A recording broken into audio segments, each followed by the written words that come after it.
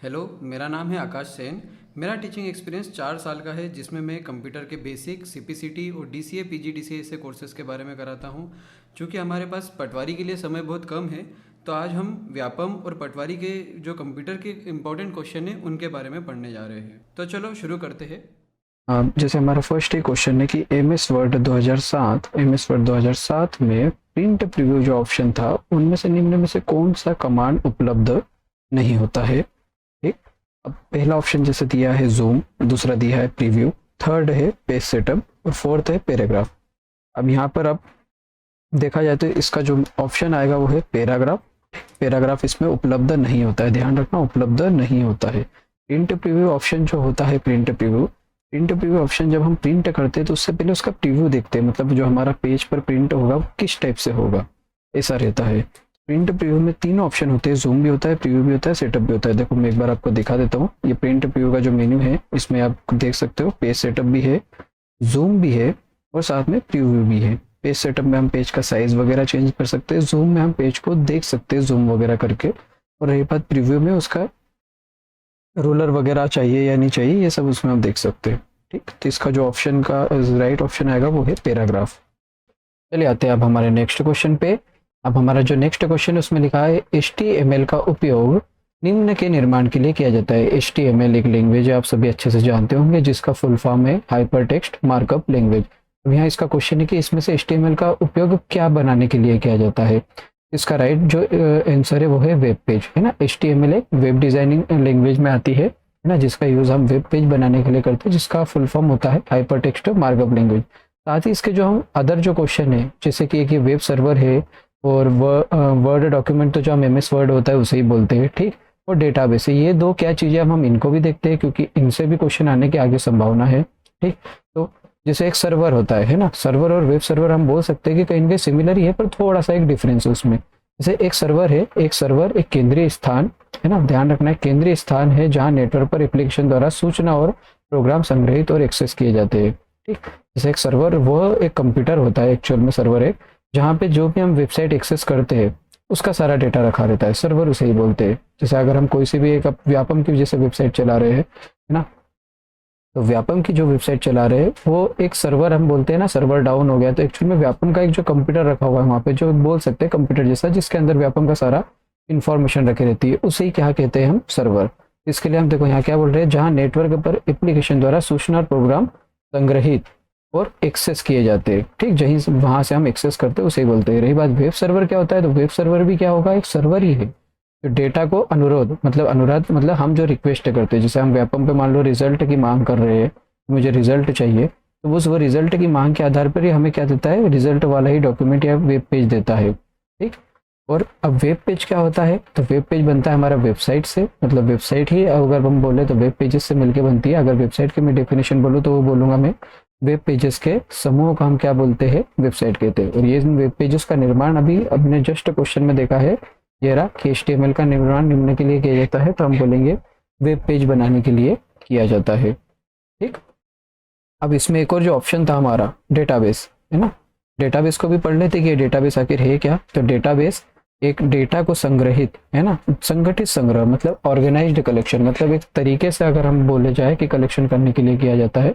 उसे बोलते हैं डेटाबेस। मतलब एक ही प्रकार के जहाँ डेटा हो, अलग अलग ना हो। जैसे अगर मान लो मैं स्कूल का डेटा बना रहा हूँ तो सारा उसमें स्कूल का ही डेटा रहे, ऐसा कोई दूसरा अदर डेटा नहीं रहे, तो उसको मैं बोलूंगा स्कूल का डेटाबेस। ओके, ठीक, चलिए अब आते हैं हमारे नेक्स्ट क्वेश्चन में। इसमें लिखा है रिक्त स्थान मतलब अर्थात इनमें से कौन प्राइवेट नेटवर्क को बाहरी हमले से, है ना, ध्यान से सुनना, इसमें बाहरी हमले से बचाने वाली क्रियाविधि कहलाता है। हमारे ऑप्शन है एंटीवायरस, दूसरा है फायरवॉल, तीसरा सर्च इंजन, फोर्थ है साइबर क्राइम। ठीक, अब इसका जो राइट आंसर होगा वो है हमारा फायरवॉल। फायरवॉल क्यों होगा, फायरवॉल की भी हम डेफिनेशन देखते हैं, एंटीवायरस की भी देखते हैं, साथ में साइबर क्राइम की भी देखते हैं। ठीक, और ये जो सर्च इंजन है, ये सर्च इंजन तो एक वेबसाइट का प्रकार है ना। एक वेबसाइट ऐसी वेबसाइट होती है जो इंटरनेट से डेटा ढूंढने के काम में आती है, वो सारी सर्च इंजन की वेबसाइट की कैटेगरी में आती है। जैसे गूगल भी एक वेबसाइट है जिसमें हम क्या करते हैं, इंटरनेट से डेटा ढूंढते हैं, है ना। गूगल जैसी और भी वेबसाइट आती है, जैसे बिंग हुई, ठीक, याहू हुई, ask.com हुई, और भी ऐसी अलग अलग वेबसाइट आती है। बाकी अदर के हम डेफिनेशन देखते हैं, जैसे एंटीवायरस, एंटीवायरस क्या है, एक सॉफ्टवेयर है। सॉफ्टवेयर में भी कौन सा हम इसे बोल लेंगे, यूटिलिटी सॉफ्टवेयर।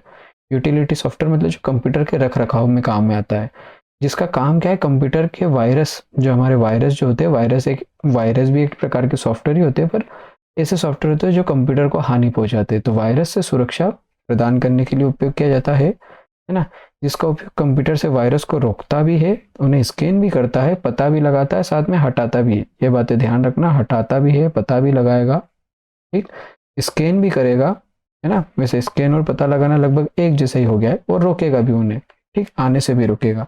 और रही बात जो हमारा दूसरा था ऑप्शन, उसमें साइबर क्राइम। अब साइबर क्राइम क्या है, ये तो एक अपराध में आता है ना, कि मतलब अगर हम किसी का डेटा चुराते हैं या फिर किसी का डेटा बिना पूछे एक्सेस करते हैं या डिलीट करते हैं, तो ये सब साइबर क्राइम के अपराध में आएगा। देखिए, जिसमें किसी डिवाइस और इंटरनेट के माध्यम से किसी व्यक्ति या संस्था को, है ना, किसी भी व्यक्ति को अगर हम नुकसान पहुंचाते हैं, तो वो सब साइबर क्राइम के अंतर्गत आता है। अब जो हमारा तीसरा ऑप्शन, जो हमारा राइट आंसर था, फायरवॉल, ये उसकी एक प्रॉपर डेफिनेशन है कि फायरवॉल क्या है ना। वैसे ये भी जो यहाँ पे क्वेश्चन में दिया है, ये भी एक टाइप से उसकी डेफिनेशन ही हुई है। फायरवॉल प्राइवेट नेटवर्क को बाहरी हमले से बचाने वाली एक क्रिया विधि है, ठीक। फायरवॉल का एक बात ध्यान रखना, ये हार्डवेयर भी हो सकता है और सॉफ्टवेयर भी हो सकता है, दोनों हो सकता है। फायरवॉल की अगर डेफिनेशन बोलूँ तो एक कंप्यूटर नेटवर्क की सुरक्षा प्रणाली है, ठीक। जब हम अगर हम इंटरनेट में का यूज़ करते हैं तो ऐसा बहुत सारा होता है कि कुछ वायरस वगैरह आने की संभावना रहती है, फिर कुछ भी अलग अलग चीज़ें रहती है, जो तो वो ट्रैफिक पर क्या करता है, देखिए यहाँ लिखा है, इंटरनेट ट्रैफिक पर क्या करता है, प्रतिबंधित कर देता है ना। एक सुरक्षा प्रणाली की तरह काम करता है, वो भी किसमें, एक निजी नेटवर्क में। जो हमारा निजी नेटवर्क मतलब प्राइवेट नेटवर्क, हमारा खुद के नेटवर्क में, ठीक। अगला जो हमारा क्वेश्चन है कि एक वर्कबुक की तीन प्रतियां का मतलब है 3 कॉपीज, ठीक। अगर एक वर्कबुक की हमको 3 प्रतियां, वो कैसे प्रिंट कर सकते हैं। चले अब इसमें ऑप्शन देखते हैं। फर्स्ट लिखा है मेन्यू से प्रिंट पर क्लिक करें और 1 से 3 तक प्रिंट को सिलेक्ट करेंगे, तो ये ऑप्शन तो नहीं होगा। नहीं, कैसे नहीं होगा वो भी मैं बताऊंगा। दूसरा ऑप्शन लिखा है हमारा, मेन्यू से प्रिंट पर क्लिक करें, प्रिंट पर क्लिक करेंगे, यहाँ तक तो सही है। और प्रतियों की संख्या, जो प्रतियों की संख्या थी, वहां पर हम क्या लिख देंगे, 3 टाइप कर देंगे। तो बिल्कुल ये वाला जो ऑप्शन हमारा रहेगा, सेकंड नंबर वाला, ये सही रहेगा, ठीक। कंट्रोल P3 करके ऐसे कोई कुछ नहीं होगा, और ऑल ऑफ द एबव भी नहीं हो सकता है, ठीक, क्योंकि फर्स्ट वाला नहीं रहेगा। ये एक्चुअल में आता का ऑप्शन जब हम कुछ प्रिंट करते हैं, तो देखिए यहाँ पे ऑप्शन इस तरीके से आता है। ये अगर मैं यहाँ कॉपीज में मैंने अगर 3 लिख दिया, तो मुझे क्या देगा, 3 कॉपी देगा। और यहाँ पे जो दूसरा फर्स्ट वाला जो ऑप्शन था, उसने कहा था कि 1 से लेके 3 तक दे देंगे, तो एक्चुअल में पेज 1 से लेके पेज 3 तक कर देगा प्रिंट। तो ये वाला ऑप्शन नहीं होगा, है ना, ध्यान रखना, ये वाला ऑप्शन नहीं होगा, ठीक। राइट ऑप्शन हमारा कौन सा होगा, ये वाला, कि जो कॉपीज में था वही। और यहाँ पे इसने लिखा भी है कि अगर हमें 3 कॉपीज चाहिए तो हम 3 कॉपीज वाले पर ये करेंगे, ठीक है ना। Click print from the menu and type 3, है ना, हम मेन्यू से प्रिंट पे करेंगे, और जहाँ पे नंबर ऑफ कॉपीज आता है वहां पर हम 3 टाइप कर देंगे। नेक्स्ट जो हमारा क्वेश्चन है, उसमें लिखा है processing of putting data in storage location is called, मतलब अगर स्टोरेज लोकेशन में हम कोई डेटा डाल रहे हैं तो उस प्रक्रिया को क्या कहते हैं, ठीक। तो ये एक स्टोरेज डिवाइसेस के बारे में कहा गया है, जो हम जैसे रैम वगैरह आती है या फिर जो भी हार्ड डिस्क वगैरह आती है, अगर हम उसमें डेटा डालते हैं, है ना, तो उस प्रोसेस को क्या कहते हैं, वाली प्रोसेस को हम कहते हैं राइटिंग। जैसे अगर मैं कॉपी में कुछ लिखता हूँ, ये वही वाला राइटिंग है, ठीक। तो राइटिंग एक टाइप से डेटा डालने को ही कहते हैं राइटिंग। अगर मैं वहाँ से डेटा पढ़ता हूँ या फिर कुछ डेटा को सिर्फ एक्सेस करता हूँ, तो वाली प्रोसेस को बोलते हैं रीडिंग। तो यहाँ रीडिंग नहीं आएगा। और रही बात कंट्रोलिंग और हैंड शेकिंग, ये दो तो आ ही नहीं सकते। एक बात ध्यान रखना, राइटिंग एक ऐसी प्रोसेस होती है जिसमें हम कंप्यूटर में हम उसको बोलते हैं डेटा को डालना, मतलब राइटिंग को यही कहते हैं।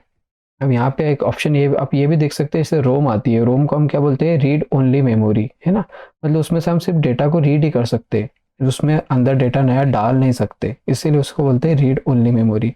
एक बात रैम वगैरह आती है, उसमें हम डेटा राइट भी कर सकते हैं।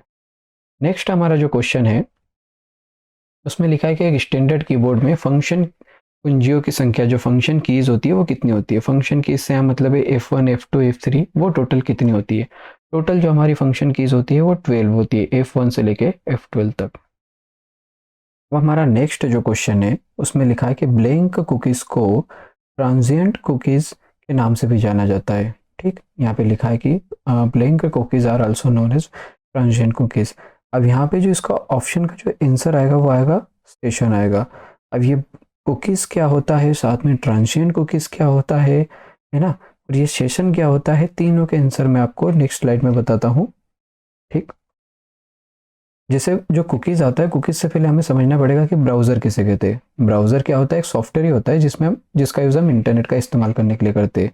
जैसे आपने यूज़ किया भी होगा, फ़ोन में चलाते हैं, गूगल क्रोम वगैरह चलाते हैं, ठीक, या फिर कंप्यूटर में मोजिला फायरफॉक्स, या फिर जो एप्पल के कंप्यूटर वगैरह आते हैं उनमें आता है सफारी जैसा एक ब्राउज़र आता है। ठीक, ब्राउज़र का काम ही क्या है, जिसकी सहायता से हम क्या करते हैं, इंटरनेट को एक्सेस करते हैं। ठीक, ओपेरा हो गया, माइक्रोसॉफ्ट एज हो गया, ये सभी क्या रहते हैं, ब्राउज़र रहते हैं। ठीक, अब ये ब्राउज़र हो गया, यहाँ से हम ब्राउज़र की डेफिनेशन भी निकाल सकते हैं कि ब्राउज़र भी क्या है, एक सॉफ्टवेयर होता है जिसका यूज़ इंटरनेट को एक्सेस करने के लिए किया जाता है। अब रही बात कुकीज़, तो कुकीज़ क्या रहती है, ये देखो यहाँ इसकी डेफिनेशन दी है कि एक छोटी फाइल है जिसमें यूज़र का ब्राउजिंग डेटा रहता है। अब ब्राउजिंग डेटा क्या मतलब, कभी कभार ऐसा भी रहता है कि उसके पासवर्ड, यूज़र नेम और पासवर्ड जैसे इन्फॉर्मेशन उसके ब्राउज़र में ही सेव किया जाता है, कि अगर आप बाद में भी लॉगिन करो, आपको लॉगिन नहीं करना पड़े, ऑलरेडी आपका आईडी और पासवर्ड उसी में सेव रहता है। आपने कई बार देखा भी होगा कि आप कभी बार कई जगह किसी वेबसाइट पर लॉगिन करते तो ऑलरेडी हमेशा हर बार लॉगिन रहता है। ठीक, तो वो एक्चुअल में करता क्या है, कुकीज़ ही रहती है, एक छोटी सी फाइल रहती है जो आपके ब्राउज़र में ऑलरेडी सेव हो जाती है। और एक आती है सेशन कुकीज़। सेशन कुकी का क्या रहता है, वो भी ऐसे ही रहती है, कुकी की जैसे ही रहती है कि एक थोड़ी मतलब सेव हो जाती है आपके ब्राउज़र में। पर इसका क्या रहता है, सेशन रहता है। सेशन का यहाँ पे मीनिंग है टाइम से रिलेटेड, है ना, ये हमेशा के लिए सेव नहीं रहती है, कुछ टाइम तक, या तो जब तक अपने ब्राउज़र को क्लोज नहीं किया, जब तक, जैसे कुछ जिन ऐसी वेबसाइट जिनकी सिक्योरिटी थोड़ी ज़्यादा रहती है उनमें ज़्यादा सेशन कुकीज़ का यूज़ किया जाता है। जैसे बैंक वगैरह वाली वेबसाइट रहता है कि अगर आप मान लो उसमें कहीं और दूसरे कंप्यूटर में आपने रखा भी तो वहाँ पे आपका आईडी और पासवर्ड सेव नहीं रखेगा वो। ठीक, अब देखो यहाँ पे इसकी डेफिनेशन क्या होगी, सेशन कुकीज़ जिन्हें हम क्या बोलते हैं, ट्रांजिएंट कुकीज़ के नाम से भी जानते हैं ना, इसका दूसरा नाम ही है ट्रांजिएंट कुकीज़। ठीक, के रूप में भी जाना जाता है। इस प्रकार की कुकी अस्थायी मेमोरी में संग्रहित होती है, मतलब इसी टेम्पररी मेमोरी में संग्रहित होती है, जो कि एक सेशन के दौरान क्या होती है, एक टाइम के दौरान क्या हो जाती है, खत्म हो जाती है। एक्टिव ब्राउजर मतलब जब तक ब्राउजर चल रहा है, जैसे ब्राउजर को हम क्लोज वगैरह कर देते हैं तब तक क्या हो जाता है, इसका सेशन एंड हो जाता है। तो ये वाली कुकीज़ को हम बोलेंगे सेशन कुकीज़, या एक और नाम इसका ट्रांजिएंट कुकीज़ के नाम से भी इसे जाना जाता है। ठीक, और रही बात कुकीज़ क्या होगी, ये एक स्माइल फाइल होती है that contain user browsing data, जो क्या करती है, यूज़र का ब्राउजिंग डेटा स्टोर करती है।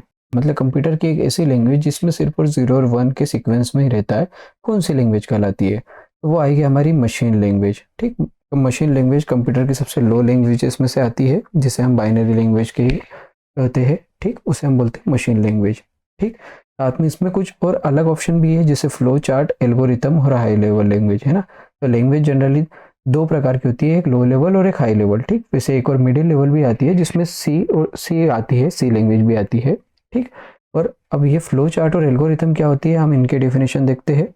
ठीक, सबसे पहले हम देखते हैं एल्गोरिथम। हम एल्गोरिथम, मान लो किसी भी एक प्रॉब्लम है, प्रॉब्लम का सॉल्यूशन अगर हम स्टेप वाइज करेंगे उसे हम कहते हैं एल्गोरिथम। ठीक, यहाँ देखो लिखा है, केवल एक विशिष्ट कार्य मतलब स्पेशल टास्क या फिर प्रॉब्लम बोल सकते हो, उसे पूरा करने के लिए चरणों का एक सेट, है ना, मतलब स्टेप्स का एक समूह को हम क्या बोलेंगे, एल्गोरिथम कहेंगे। ज़्यादातर प्रोग्राम्स या सॉफ्टवेयर बनाने के लिए काम में आती है। जैसे हम कोई सॉफ्टवेयर बना रहे हैं तो उसमें पहले स्टेप वाइज क्या करना पड़ता है कि जैसे हम पहले ये बनाएंगे फिर वो बनाएंगे, हर चीज़ की स्टेप लिखना पड़ती है, तो उसे हम कहते हैं एल्गोरिथम। ठीक, रही बात जो देखना, हमारा जो दूसरा ऑप्शन था वो था फ्लो चार्ट। फ्लो चार्ट क्या रहता है, एक एल्गोरिथम का ही हम बोल सकते हैं, मतलब ग्राफिकल रिप्रेजेंटेशन रहता है। इसमें हर स्टेप्स के लिए एक अलग अलग बॉक्सेस या फिर सर्कल या एरो बना बना के हम क्या कर सकते हैं, फ्लो चार्ट वगैरह बनाते हैं, है ना, या फिर एक ग्राफिकल रिप्रेजेंटेशन करते हैं, उसे हम क्या कहेंगे, फ्लो चार्ट। तो ये हमारे जो ऑप्शन में थे, दो ऑप्शन ये भी साथ में कवर हो गए कि अगर अगर आगे नेक्स्ट अगर कहीं इनके भी क्वेश्चन आए तो हम उसे भी कवर कर सके। ठीक, अब जो हमारा अगला क्वेश्चन है कि एमएस एक्सेल में वर्कशीट डेटा का चित्रात्मक निरूपण, यहाँ हिंदी थोड़ी अगर ज़्यादा हेवी लग रही है तो हम किसका यूज़ कर सकते हैं, इंग्लिश का भी यूज़ कर सकते हैं कि what is the pictorial representation, है ना, किसी भी मतलब वर्कशीट का जो डेटा है उसका पिक्चोरियल रिप्रेजेंटेशन अगर हमें देना है तो उसके लिए हम किसका यूज़ करते हैं। तो यहाँ पर हमारा ऑप्शन आएगा, वो आएगा चार्ट आएगा। चार्ट को हम देखते हैं, वही ग्राफिकल रिप्रेजेंटेशन हम बनाते हैं कि इसमें चार्ट अलग अलग टाइप के आते हैं, लाइन चार्ट आते हैं, पाई चार्ट आता है ना, रेडार आता है, और भी अलग अलग टाइप के चार्ट बनाते हैं ये हमेशा क्या करता है, डेटा को पिक्चर के फॉर्मेट में चेंज कर देता है। ठीक, जो हमारा नेक्स्ट ऑप्शन है वो बोल रहा है the extension for M S Word, मतलब इनमें से कौन सा है एम एस वर्ड के लिए कौन सा एक्सटेंशन है। तो पहले तो हमें ये जानना होगा कि ये एक्सटेंशन क्या चीज़ होती है। एक्सटेंशन रिप्रेजेंट करता है फाइल के फॉर्मेट को। जैसे आपने अगर देखा होगा कोई गाना वगैरह सुनते हैं, ठीक, तो उसके लास्ट में हमेशा हम देखते हैं डॉट MP3 करके लिखा रहता है। तो ये MP3 जो डॉट करके लिखा है उसे हम बोलते हैं एक्सटेंशन। ठीक, ऐसे ही हर फाइल का एक फॉर्मेट होता है और वो फॉर्मेट का एक एक्सटेंशन होता है। ठीक, जैसे एम एस वर्ड है तो उसका एक्सटेंशन होता है .docx। जो पुरानी वाली एम एस वर्ड थे उनके .doc थे, पर 2007 के बाद के जितने भी थे उनके सभी के docx है। doc का है मतलब है डॉक्यूमेंट, और x से यहाँ रिप्रेजेंट करता है एक्सटेंडेड। ठीक, ये बात, ये टेक्स्ट और RTF ये दोनों टेक्स्ट फाइलों के लिए, और ODT जैसा तो कोई होता नहीं है। ठीक, अब अगला जो हमारा क्वेश्चन है कि लेन का फुल फॉर्म क्या है ना। लेन एक नेटवर्क के अलग अलग टाइप्स के बारे में है। लेन आता है, वेन आता है ना, साथ में पेन भी आता है और मेन भी आता है। तो यहाँ लेन का जो हमारा फुल फॉर्म है लोकल एरिया नेटवर्क के अलावा और भी नेटवर्क आते हैं, जैसे पेन आता है पर्सनल एरिया नेटवर्क, एक आता है मेन आता है मेट्रोपोलिटन एरिया नेटवर्क, और एक आता है सबसे बड़ा आता है वाइड एरिया नेटवर्क। तो यहाँ पे जो इसका ऑप्शन आएगा, इसका जो राइट आंसर आएगा वो हमारा local area network second number का। यहाँ पे एक बात ध्यान रखिए, आपको कंफ्यूज भी ऐसे कर सकते हैं, लोअर एरिया नेटवर्क या लोड एग्जिस्टिंग नेटवर्क, आपको सिर्फ लोकल का ध्यान रखना है, लोकल एरिया नेटवर्क। अगला जो हमारा क्वेश्चन है यहाँ लिखा है how many bytes equal to a gigabyte, मतलब एक गीगाबाइट में कितने बाइट्स के बराबर होती है। अब हमें ये तो पता था कि एक गीगाबाइट में 1024 MB होते हैं, पर इसने जो ऑप्शन दिया है वो कुछ ऐसा 2 की घात 10 में दिया है ना, या फिर 2 की पावर में दिया है, और साथ में बाइट्स में दिया है। इसे हम सॉल्व करने के लिए देखते हैं। अब हमें यह पता है जैसे 1 GB में कितना होता है, 1024 MB होता है, साथ में 1 MB में भी कितना होता है, जो हमारा 1 MB आता है उसमें भी कितना होता है, 1024 KB होता है, और साथ में ये जो 1 KB रहता है उसमें हम बोल सकते हैं 1024 बाइट्स रहता है। अब ये 1024 को हम जो रिप्रेजेंट कर सकते हैं 2 की घात 10 से भी कर सकते हैं। अगर 2 की घात जो 10 आती है उसको हम बोलते हैं 1024 ही आता है ना। इसे सभी ऐसे 2 की घातों से ही चलता है। ठीक, तो 2 की घात 10, और यहाँ अगर हम 3 बार इसे 2 की घात 10 लिखेंगे तो इसका क्या हो जाएगा, 10 का गुणा में जो घातें हम बोलते हैं जुड़ती है, यहाँ क्या हो जाएगा 2 की घात 30 बाइट्स हो जाएगा, और ये हमारा इसका जो आंसर आएगा इसका होगा 2 की पावर 30 बाइट्स। ठीक, नेक्स्ट वाला जो हमारा क्वेश्चन है उसमें लिखा है कि इन एक्सेल, मतलब एक्सेल में अगर कुछ ऐसा लिखा है कि QTR1, QTR2, QTR3, किसका एग्जाम्पल है। ठीक, क्या वो फार्मूला है, क्या फंक्शन है, या सीरीज है, या सिंटेक्स है। अब देखिए फार्मूला और फंक्शन तो अलग आते हैं, सम आता है, मिनिमम आता है, और उनके आगे ऐसा एक फंक्शन के आगे एक ब्रैकेट लगा रहता है, और फार्मूला में मल्टीप्लिकेशन वगैरह अरिथमेटिक ऑपरेटर लगे रहते हैं ना, कि मल्टीप्लिकेशन करना है, डिवाइड करना है। इसका जो ऑप्शन आएगा वो सीरीज आएगा। ठीक, क्योंकि ये 1 2 3 के फॉर्मेट में चल रहा है ना। ये क्या हुआ, एक सीरीज हुआ है। सीरीज हमेशा सिक्वेंशियल फॉर्मूल इसमें चलता है, जैसे 1 2 3 4 हुआ, या फिर जो भी बढ़ते या घटते क्रम में जो चलता है उसे हम सीरीज बोलते हैं। ठीक, अब यहाँ से मैं बता भी देता हूँ कि फॉर्मूला और फंक्शन कैसे होते हैं। ये एक फॉर्मूला है एक्सेल में, यहाँ A रिप्रेजेंट कर रहा है हमारे कॉलम को, और 1 रिप्रेजेंट कर रहा है रो को। ठीक, फर्स्ट कॉलम और फर्स्ट रो, या फिर जैसे B वाला कॉलम हुआ और 6 वाली रो हुई, तो यहाँ पे ये टोटल दोनों जो मिलके वो इसे बोलते हैं सेल होता है। ठीक, तो यहाँ A2 और B6 इन दोनों का हम बोल सकते हैं मल्टीप्लिकेशन हो रहा है। फॉर्मूला का भी ध्यान रखना, 2 टाइप के होते हैं, एक होता है एब्सोल्यूट फार्मूला और दूसरा होता है रिलेटिव फार्मूला। एब्सोल्यूट फार्मूला में क्या होता है कि उसकी लोकेशन चेंज नहीं होती है, जैसा का है वैसा वैसा रहता है, साथ में रिलेटिव में चेंज होती है। अगर आपको इसके बारे में और डीप में जानना है तो मैं इसका एक अलग से क्लास ले सकता हूँ। ठीक, फंक्शन कुछ इस टाइप से दिखते हैं, सम, एवरेज, मैक्स, मिनिमम। ठीक, अगर आपको इनके बारे में अच्छे से जानना है तो आप कमेंट करके बताइए, तो मैं आपको और भी बता सकता हूँ, डिटेल में बता सकता हूँ एक्सेल के फॉर्मूला और फंक्शन के बारे में। जो हमारा नेक्स्ट क्वेश्चन है वो है वर्ड डॉक्यूमेंट 2007, मतलब MS वर्ड 2007 में निम्न में से कौन सी शॉर्टकट कुंजी डॉक्यूमेंट के किसी भाग को कट करने के लिए की जाती है ना। डॉक्यूमेंट को कट या मूव करने के लिए, इजी क्वेश्चन है, इसका यूज होगा कंट्रोल एक्स लगभग सभी को पता ही होगा, कंट्रोल सी से होता है कॉपी, कंट्रोल एन से होता है न्यू और कंट्रोल वी से होता है पेस्ट। अगला इसमें क्वेश्चन है कि आस्की एक कोडिंग सिस्टम है जो विभिन्न कैरेक्टर प्रदान करती है। अब यहाँ पे इसने आस्की का फुल फॉर्म नहीं पूछा है, उसने पूछा है इसका साइज कितना होता है, मतलब इसमें टोटल इसमें कैरेक्टर कितने होते हैं। तो आस्की में जो कैरेक्टर होते हैं वो 128 होते हैं। इससे पहले आस्की देखना पड़ेगा कि आस्की क्या होता है ना। तो आस्की एक स्टैंडर्ड कोड है, ठीक। इसका फुल फॉर्म है American standard code for information interchange. इतना बड़ा इसका फुल फॉर्म है और इसका फुल फॉर्म भी बहुत इंपॉर्टेंट है, तो अगर आपको लिखना है तो इसे भी लिख सकते हैं, ठीक।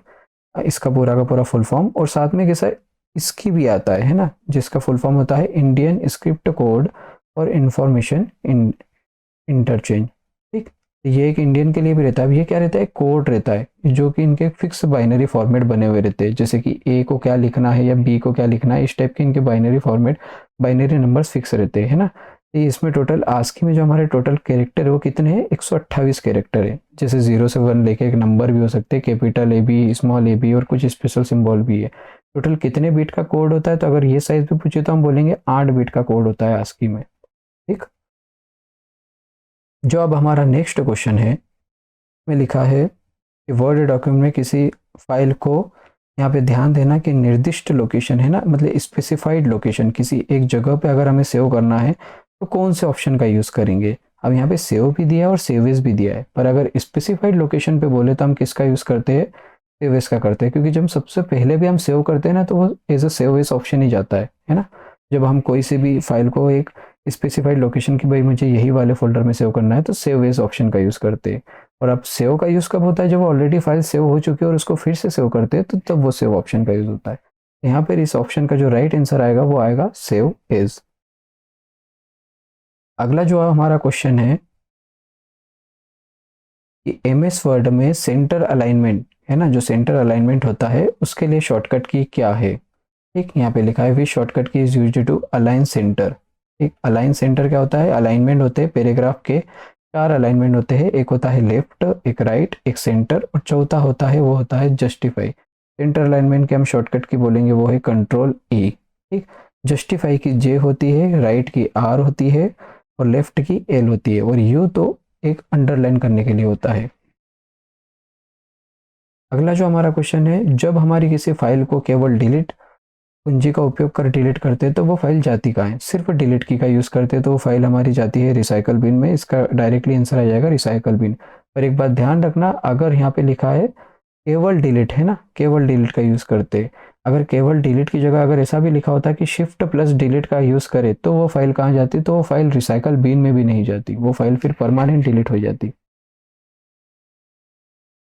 अगला जो हमारा क्वेश्चन है वो उसमें है लिंक का यूज़ स्प्रेडशीट का निर्माण करने और फॉर्मेट के लिए प्रयुक्त होने वाला एक टूल है, ठीक। तो यहाँ पे ध्यान रखिए स्प्रेडशीट करके वर्ड आ रहा है, तो किसका यूज़ स्प्रेडशीट का निर्माण करने के लिए होता है। स्प्रेडशीट वर्ड जब भी सुने तो आप डायरेक्टली हमेशा एमएस एक्सेल पर ही टिक लगाए, है ना। तो इसका आंसर का जो ऑप्शन आएगा एक्सेल का ही आएगा, ठीक। स्प्रेडशीट, वर्कबुक या वर्कशीट जैसे इन चीज़ों का निर्माण कौन करता है, एमएस एक्सेल करता है। पावर पॉइंट जनरली प्रेजेंटेशन का बनाने के लिए काम करता है। फोटोशॉप जो सॉफ्टवेयर आता है इसमें फोटो एडिटिंग वगैरह की जाती है। और इंटरनेट एक्सप्लोरर अभी बताया था, जो ब्राउज़र आते हैं जिसका यूज़ इंटरनेट को एक्सेस करने के लिए किया जाता है। तो चलिए दोस्तों, अब ये हमारा वीडियो ख़त्म होता है 25 इंपॉर्टेंट क्वेश्चंस के साथ। और अगर आपको ये वीडियो पसंद आया तो लाइक कीजिए, शेयर कीजिए और अगर कुछ डाउट्स वगैरह है तो आप उसके कमेंट कर सकते हैं। और आप कल मिलते हैं एक नए वीडियो के साथ।